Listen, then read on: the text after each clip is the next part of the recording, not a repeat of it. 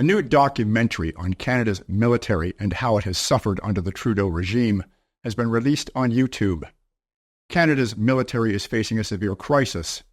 Current and former defense officials have raised significant alarms about the state of the Canadian Armed Forces, revealing that almost half of the country's military equipment is unserviceable and unavailable.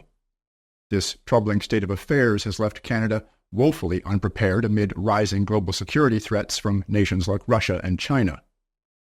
Canada's military is suffering from chronic underfunding and neglect. Defense spending cuts, particularly during the Liberal governments of Jean Chrétien and Justin Trudeau, have led to a serious decline in military readiness. Chrétien's 1993 decision to slash the defense budget led to what military members describe as the Decade of Darkness. The situation seemed to improve slightly under Prime Ministers Paul Martin and Stephen Harper, who initiated several procurement projects. However, these initiatives often faced delays and political interference.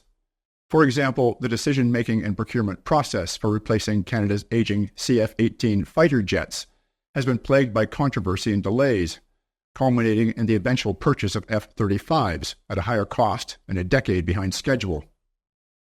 Today, the Canadian military's condition is dire. Retired senior military leaders, including former heads of the Army, Navy, and Air Force, describe the situation as worse than the Decade of Darkness. The Army faces significant equipment shortages, with 80% of its armored kit in storage due to lack of spare parts. The Air Force struggles with outdated machinery and limited operational capacity, while the Navy can barely sustain 3 frigates at sea. You can view this documentary on YouTube. Simply search for Forsaken Warriors, How Trudeau Broke Canada's Military. We will also provide a link below this report.